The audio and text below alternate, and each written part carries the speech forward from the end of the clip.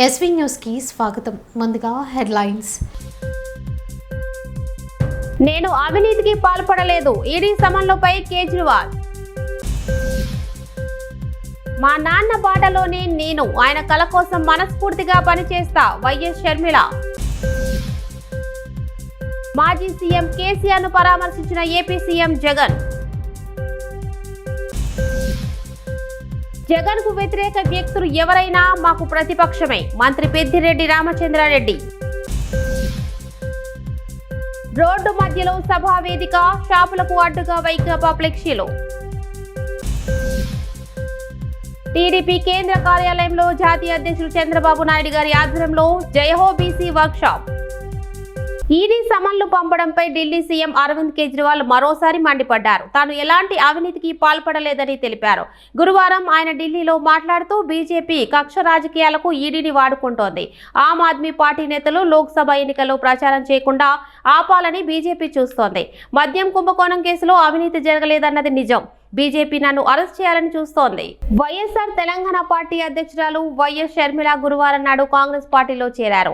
ఆమె పార్టీని కాంగ్రెస్ పార్టీలో విలీనం చేశారు. బుధవారం సాయంత్రం షర్మిల విజయవాడ నుంచి నేరుగా ఢిల్లీ వెళ్లారు. భర్త అనిల్ తో కలిసి ఏఐసీసీ ప్రధాన కార్యాలయానికి చేరుకున్నారు. అనంతరం నిర్వహించిన కార్యక్రమంలో ఖర్గే, రాహుల్ గాంధీ సమక్షంలో కాంగ్రెస్ లో షర్మిల చేరారు. పార్టీ అధ్యక్షుడు మల్లికార్జున ఖర్గే, పార్టీ అగ్రనేత రాహుల్ గాంధీ సమక్షంలో ఈ కార్యక్రమం జరిగింది. కాంగ్రెస్ విజయం సాధించిన విషయాన్ని గుర్తు చేసిన షర్మిల, కాంగ్రెస్ పార్టీ విజయం సాధించాలనే ఉద్దేశంతోనే వైఎస్ఆర్ టీపీ ఎన్నికలకు దూరంగా ఉందని చెప్పారు. రాహుల్ గాంధీని ప్రధానిని చేయడం తన తండ్రి వైఎస్ఆర్ కళ అని, ఆ కళను నెరవేర్చడానికి కృషి చేస్తానని షర్మిల వివరించారు.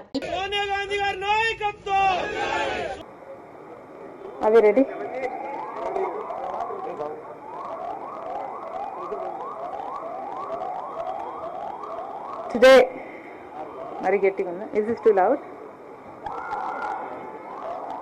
Today, I am very happy to be merging YSR Telangana Party into the Congress Party. It gives me immense joy that the YSR Telangana Party is going to be a part of the Indian National Congress from today onward. That YSR Telangana Party is not going to be separate anymore from the Congress Party gives me great delight. Dr. Y.S. Rajshekar Reddy, the legendary leader of the Telugu people, not only served the Congress Party all his life, but also gave his life serving the Congress Party. And today it would give him great joy that his daughter is following in his footsteps and is going to be a part of the Congress Party itself. The Congress Party is still the largest secular party of our country. The Congress Party has always upheld the true culture of India. The Congress Party has built our nation foundations up.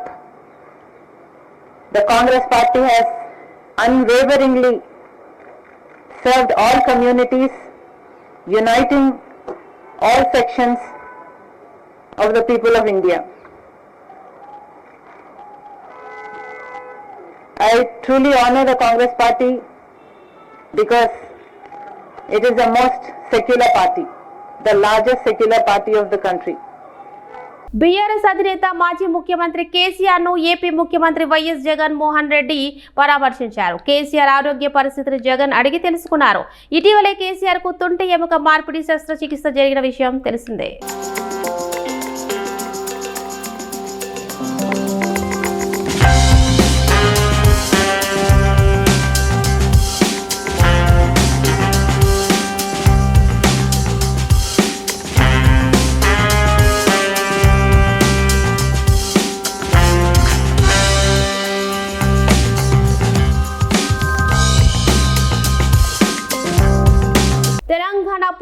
కూడా అవమానించిన party BJP. BRS party working president KTR అన్నారు. ఆచరణ లేకుండా వాళ్ళు పూర్తి స్థాయిలో క్రియాహీనంగా వాళ్ళు ఉంటే, ఇంకోవైపు బీజేపీ గత 10 సంవత్సరాలు తెలంగాణ గిట్టకుండా తెలంగాణ పేరే మాకు పడది అన్నట్టు అడుగడుగున అవమానించింది. తెలంగాణ పుట్టుకను కూడా అవమానించిందే ఈ ప్రధానమంత్రి మోడీ గారు.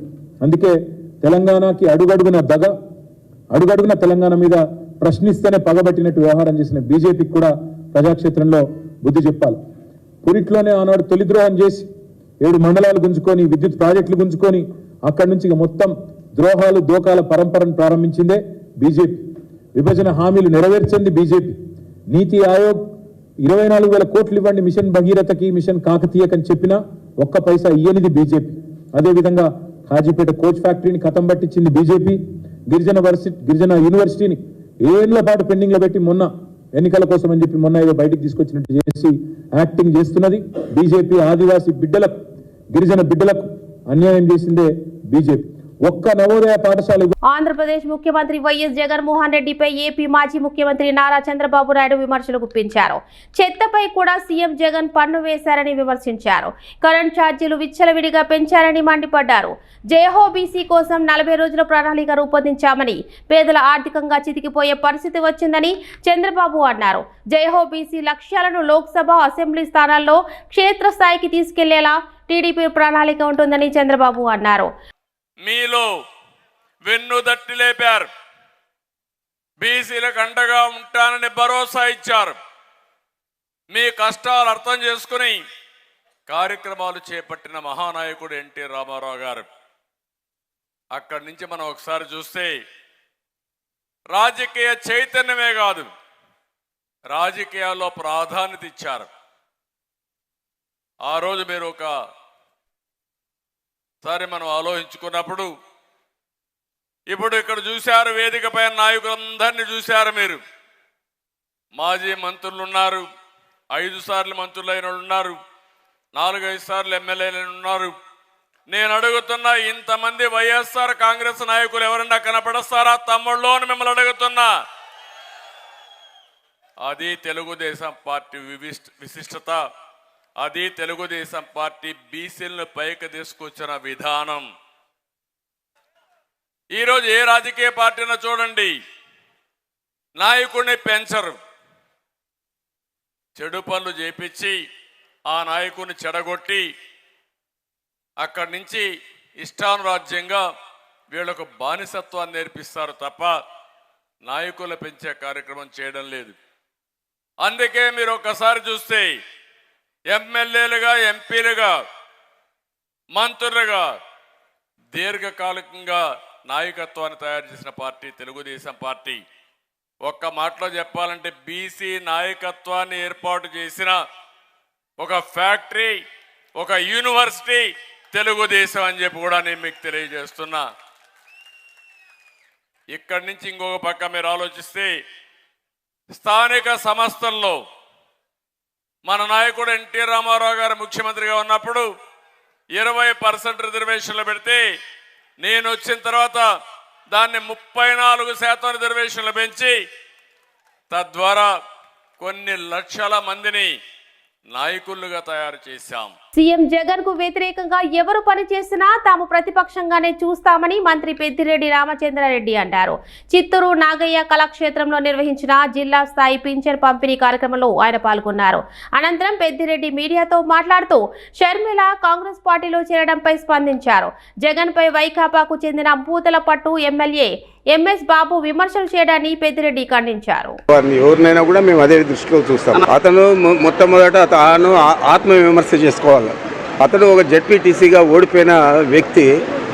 ఆయన్ను ఏ విధంగా తీసుకొచ్చాము, ఆయనకు ఏ విధంగా అండగా నిలిచాము, ఏ విధంగా అన్ని ఇబ్బందులు ఎదుర్కొని వారిని శాసనసభ్యుని చేశాము. అంత ఇంగిలిక జ్ఞానం లేకుండా ఎవరో రెచ్చగొట్టే విధంగా మాట్లాడడం అనేది సబబు కాదు. ఇప్పటికైనా కూడా మించిపోయింది లేదు. ఎంఎస్ బాబు ఆత్మవిమర్శన చేసుకొని తిరిగి వైఎస్ఆర్ కాంగ్రెస్ పార్టీకి మద్దతు ఇచ్చే పరిస్థితుల్లో ఉండాలి. కర్నూలు జిల్లాలోని పాణ్యం నియోజకవర్గంలో వైకాపా ఆధ్వర్యంలో ఏర్పాటు చేసిన సామాజిక సాధికార యాత్ర సభ ఏర్పాట్లు స్థానికులను ఇబ్బందులకు గురి చేశాయి. చిన్నమ్మ సర్కిల్లో రోడ్డు మధ్యలో వేదిక ఏర్పాటు చేయడంతో వాహనదారులకు తిప్పలు తప్పలేదు. రోడ్డుకు ఇరువైపులా బారికేడ్లను ఏర్పాటు చేసి వైకాపా ఫ్లెక్సీలను పెట్టారు. దీంతో అక్కడ ఉన్న షాపులు పూర్తిగా కనిపించక ఇబ్బందికరంగా మారిందని వ్యాపారులు వాపోతున్నారు.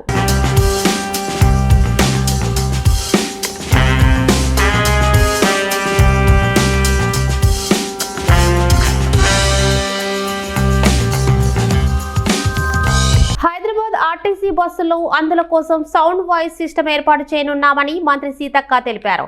అందుల ఆరాధ్య దైవం బ్రెయిలీ లిపి సృష్టికర్త డాక్టర్ లూయిస్ బ్రెయిలీ 215వ జన్మదినం సందర్భంగా మలక్పేట్లోని దివ్యాంగుల సంక్షేమ శాఖ రాష్ట్ర కార్యాలయం ఆవరణలో జరిగిన వేడుకలకు మంత్రి సీతక్క ముఖ్య అతిథిగా హాజరయ్యారు.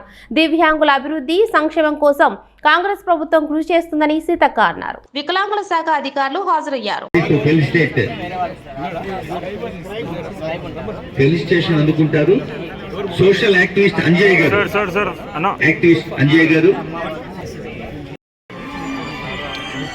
మొబైల్ ఫోన్ కూడా ఉందని చెప్తున్నారు కన్సర్న్ ఆఫీసర్ ఎండి గారు. దయచేసి దక్షిణామూర్తి గారు అనౌన్స్మెంట్ చేస్తారు. ప్రతి ఒక్కరు పేరు మిగతా వాళ్ళందరూ దయచేసి కింద దిగాలి.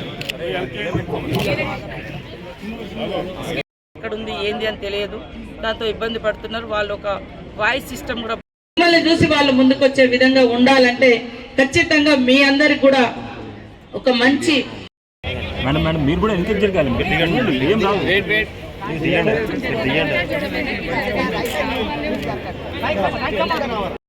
సెల్ఫ్ కంట్రోల్ చేసుకోవాల్సిందిగా రిక్వెస్ట్ చేస్తున్నాం. మిగతా వాళ్ళు దయచేసి వేదిక క్లియర్ చేయండి.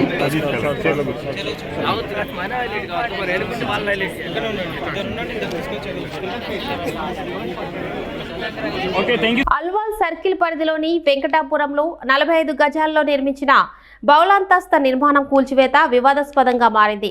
గత 5 నెలల క్రితం అన్ని తానే నిలబడ్డ పార్టీ నేతలు పార్టీలు మారిన వెంటనే ఆ నిర్మాణం కాస్త అక్రమమైనట్లు తెలపడంతో సర్కిల్ అధికారులు హుటాహుటిన అన్ని ఆర్డర్లతో కూల్చివేతలు చేపట్టారు. దీంతో బాధిత కుటుంబం రోడ్డున పడ్డామని లబోదిబోమంటూ అధికారులను ఎంత బతిమలాడినా లాభం లేకుండా పోయింది. డివిజన్ కార్పొరేటర్ సైతం అండగా నిలిచిన కూల్చివేతలను అడ్డుకోలేకపోయారు. నేను చెప్పలేని పరిస్థితి నాది అంటే నేను కాలు కూడా మొక్కినాను. కమిషనర్ వారిది కాలు కూడా మొక్కినాను. ప్లీజ్ సార్ మిమ్మల్ని ఇట్లా కట్టుకుంటున్నాము, 4 పిల్లలు, మా పాప చూస్తే హార్ట్ పేషెంట్ ఉంది, ఆమెకు ఒంట్లో బాగుండదు అని అన్నప్పుడు సరే అని చెప్పినాడు. దాని తర్వాత ఇప్పుడు ఇట్లా వచ్చి తీసుకొని కూలగొట్టడం మాకు అసలు ఏం అర్థం కాని పరిస్థితి. అయోమయంగా ఉన్నాము. 5 months ముందట నువ్వు ఒప్పుకున్నావు, సరే మీకు బస్తీలో ఎవరైనా అబ్జెక్షన్ చేస్తే నేను వచ్చి కూలగొడతా అన్న మనిషివి. ఇప్పుడు మాకు బస్తీలో లెటర్ రాసినాం సార్, ఎవరికి అబ్జెక్షన్ లేదని కూడా ఇచ్చినాము. అందరు సంతకాలు పెట్టేసి ఆ లెటర్ అన్ని చూడట్లేదు ఆయన. అసలు ఏం ఫస్ట్ ఏమో బస్తీలో అబ్జెక్షన్ చేస్తే నేను కూలగొడతా, నాకేం ప్రాబ్లం లేదు అన్నాడు. ఇప్పుడేమో నాకు ఎవరు ఈ లెటర్ ఇచ్చినా ఏది ఇచ్చినా ఏం చేసినా నాకు సంబంధం లేదు, నేను కూలగొట్టేదే అని అన్నాడు. అసలు ఆయనకు అంత కక్ష ఏంటి, ఎవరు చెప్తున్నారో మాకు అసలు ఇప్పుడు కూడా అర్థం కావట్లేదు. ఆయన మాట్లాడే మాటలు కూడా ఆయన ఏమన్నా చేసుకోండి, మీరు కొట్టుకోండి, మీరు చచ్చిపోతా అని బ్లాక్మెయిల్. నేను అవినీతికి పాల్పడలేదు, ఈడీ సమన్లపై కేజ్రీవాల్. మా నాన్న బాటలోనే నేను, ఆయన కల కోసం మనస్ఫూర్తిగా పనిచేస్తా, వైఎస్ షర్మిల. మాజీ సీఎం కేసీఆర్ ను పరామర్శించిన ఏపీ సీఎం జగన్. జగన్ కు వ్యతిరేక వ్యక్తులు ఎవరైనా మాకు ప్రతిపక్షమే, మంత్రి పెద్దిరెడ్డి రామచంద్రారెడ్డి. రోడ్డు మధ్యలో సభా వేదిక, షాపులకు అడ్డుగా వైకాపా ఫ్లెక్సీలు. టీడీపీ కేంద్ర కార్యాలయంలో జాతీయ అధ్యక్షులు చంద్రబాబు నాయుడు గారి ఆధ్వర్యంలో జయహో బీసీ వర్క్షాప్. ఇవి బులెటిన్ విశేషాలు. చూస్తూనే ఉండండి ఎస్వీ న్యూస్.